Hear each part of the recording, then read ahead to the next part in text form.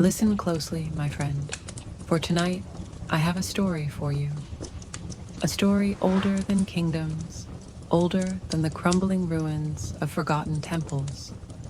It is a story whispered around campfires and told in hushed tones in the markets of India.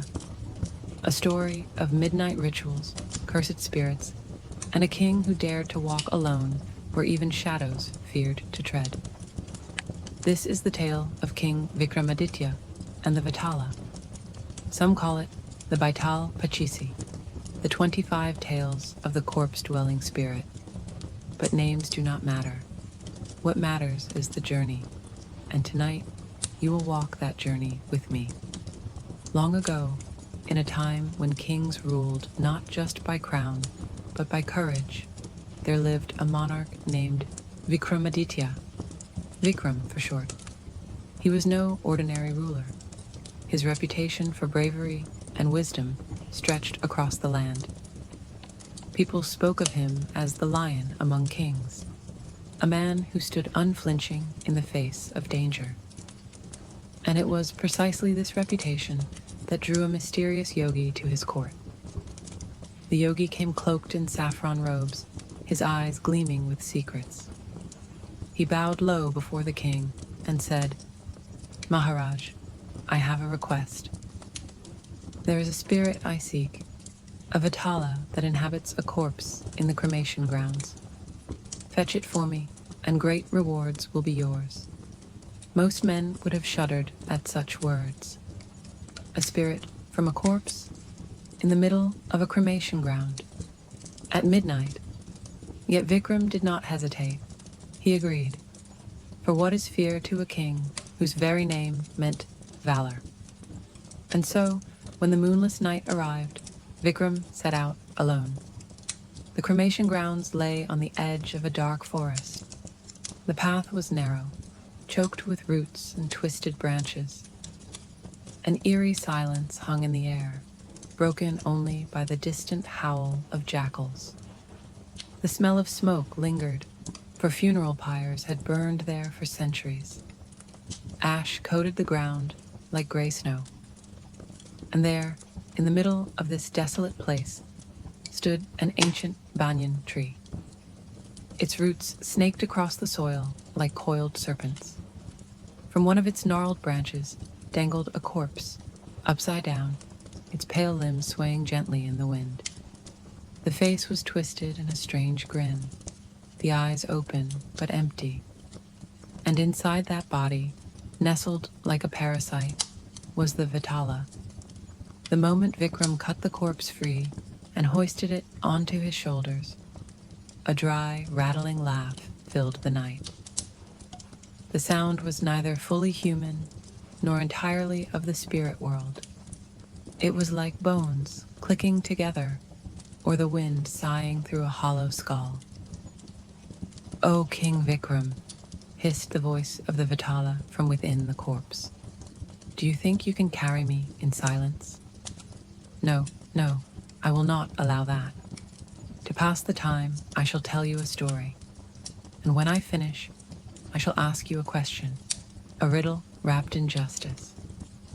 If you know the answer but stay silent, your head will shatter into 1,000 pieces. But if you speak, if you reveal the answer, then I shall slip free of you and return to my tree, and you must begin again." Vikram tightened his grip on the corpse, his jaw set. He did not falter. "Speak then," he said. And so the Vetala began its tale. Once, the spirit whispered, in a distant kingdom there lived a wise and noble king with 3 sons. Now, this king had a problem.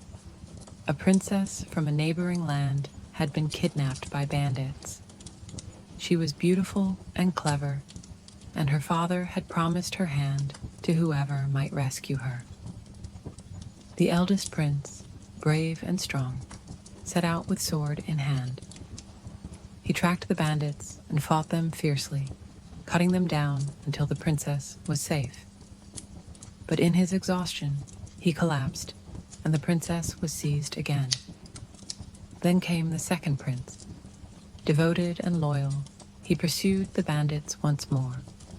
He fought them, rescued the princess, and carried her away to safety.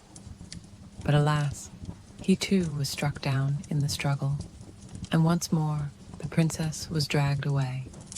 Finally, the youngest prince, clever and cautious, set out. He did not fight with swords or strength. Instead, he crept into the bandits' camp under cover of night. He watched, he waited, and when the moment was right, he carried the princess away without a single drop of blood spilled. At last, she was returned unharmed to her father's palace. The Vetala's voice lowered to a hiss. "Tell me, O king, which of the three princes deserved to marry the princess?" Vikram walked on in silence, his footsteps crunching on ash. The question was heavy, yet his mind was sharp. After a moment, he answered. The eldest showed bravery, the second loyalty, but it was the youngest who ensured her safety with Vetala burst into laughter. It is a shrieking, mocking cackle that echoed through the cremation grounds. "Well reasoned, O king, but you have spoken, and so the bargain is broken. Back to my tree I go." And with a hiss, the corpse grew heavy and lifeless on Vikram's shoulders, slipping from him and vanishing. When he turned, there it was once more, dangling from the banyan tree, waiting. And so it happened again. Vikram, undeterred, cut the corpse down, slung it over his shoulders, and trudged forward. Again the Vetala laughed. Again it told a story. Again it posed a riddle, and again Vikram answered. Each time the spirit escaped. Each time Vikram returned.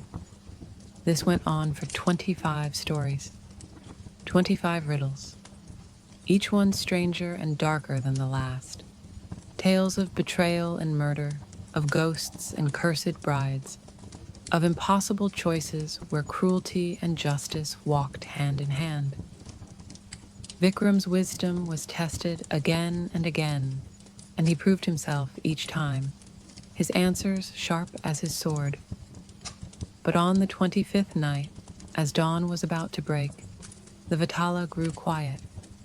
Its laughter faded, and for the first time, its voice carried something else. Respect.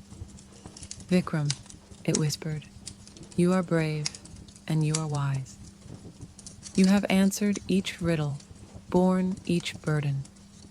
I will tell you a truth that may save your life. The yogi who sent you to fetch me has deceived you. He does not seek me for knowledge or for peace. No, he intends to sacrifice you, to spill your royal blood and gain power beyond measure. Beware, O king, for your courage has led you into a trap." With those words, the Vetala slipped away into the morning mist. Vikram returned to the yogi, his sword at his side, his mind alert. And just as the Vetala had warned, the yogi began to chant the mantras of sacrifice, calling for the king to kneel. But Vikram was ready. With one swift strike, he cut the treacherous man down, ending the ritual before it began. The sorcerer lay dead, the curse undone. Vikram had triumphed not only through strength, but through wisdom, through patience, and through the guidance of a spirit who had tested him.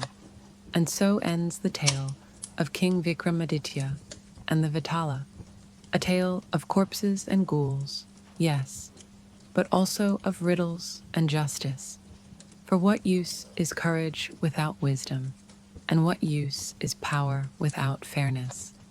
So remember this story, traveler, when you walk alone at night, and the wind seems to whisper riddles in your ear. Perhaps it is the Vetala testing you, just as he once tested the great King Vikramaditya. And should you ever face such a test, may your mind be as sharp and your courage as steady as his.